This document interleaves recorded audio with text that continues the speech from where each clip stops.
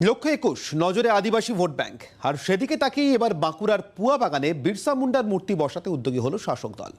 আদতে প্রায়শ্চিত্ত করছে তৃণমূল, পাল্টা তোপ বিজেপির। 5ই নভেম্বর বাঁকুড়ায় আসেন কেন্দ্রীয় স্বরাষ্ট্রমন্ত্রী অমিত শাহ। পুয়া বাগানে ঢোকার মুখে একটি মূর্তিকে বিরসা মুন্ডার বলে দাবি করে তাতে মাল্যদান করেন তিনি। আর এরপর থেকেই শুরু হয় তুমুল বিতর্ক। ওই মূর্তি আদতে আদিবাসী সম্প্রদায়ের কোনো এক শিকারীর দাবি তৃণমূলের। ওই মূর্তি 6 নভেম্বর গঙ্গাজল দিয়ে শোধনও করেন শাসক দলের নেতারা।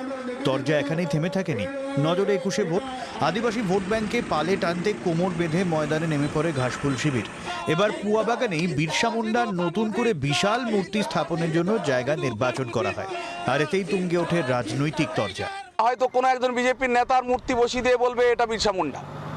সুতরাং যাতে তারা আসল বিরসাকে চিনতে পারে, সেই চেনার জন্যই কিন্তু আদিবাসী সম্প্রদায় তারা দৃঢ় সংকল্প নিয়েছে আমাদের ভগবানের এমন একটা উচ্চতা সম্পন্ন মূর্তি করব যাতে বিজেপির এই ভেগধারী নেতারা সহজে চিনতে পারে এবং প্রণাম করে তারা বাঁকুড়া প্রবেশ করতে পারে। তৃণমূল পাপের প্রায়শ্চিত্ত করার চেষ্টা করছে। এক হচ্ছে আদিবাসীদের ওপর যে বঞ্চনা হয়েছে বিভিন্ন ক্ষেত্রে, তার প্রায়শ্চিত্ত করছে। তাদের দিকে সমস্ত আদিবাসীরা মুখ ফিরিয়ে নিয়েছে, সেই জন্য নানান নাটক করতে গিয়ে আবার ভুল নাটক করছে।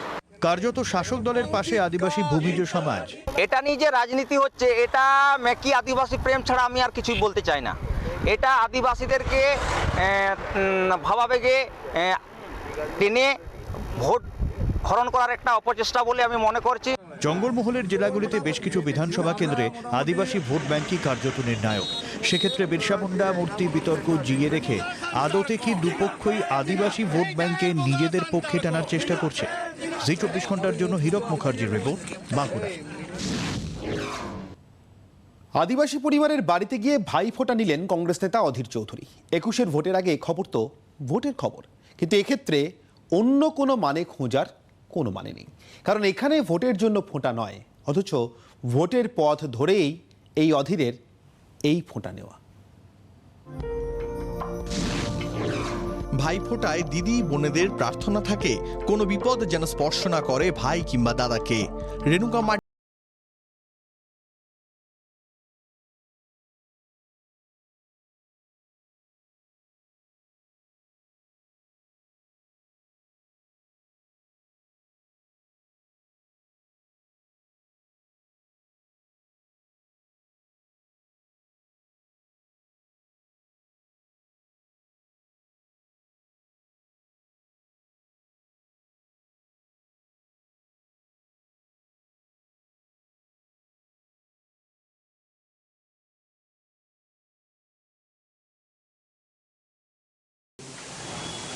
ভাইরা উন্মুখ হয়ে থাকে দিদিদের কাছে ফোঁটা নেওয়ার জন্য, দিদিরাও উন্মুখ হয়ে থাকে ভাইদের ফোঁটা দেওয়ার জন্য।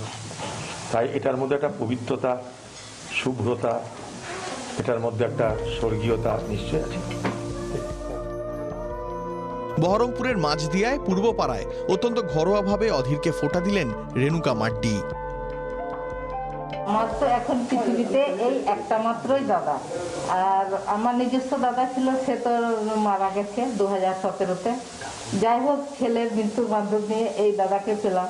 এই দাদা আগাগোড়ায় দাদা ছিল, এখন আবার বেশি আমার নিজস্ব পেটের ভাইয়ের মতোই দাদা। বোনের হাতে উপহার তুলে দেন অধীর, দাদাকেও উপহার দেন বোন। এখানে কোনো রাজনীতি নেই, তবু ভোট রাজনীতির হাত ধরেই এই ভাইফোঁটা। মুর্শিদাবাদ থেকে সোমা মাইতির রিপোর্ট, জি 24 ঘন্টা।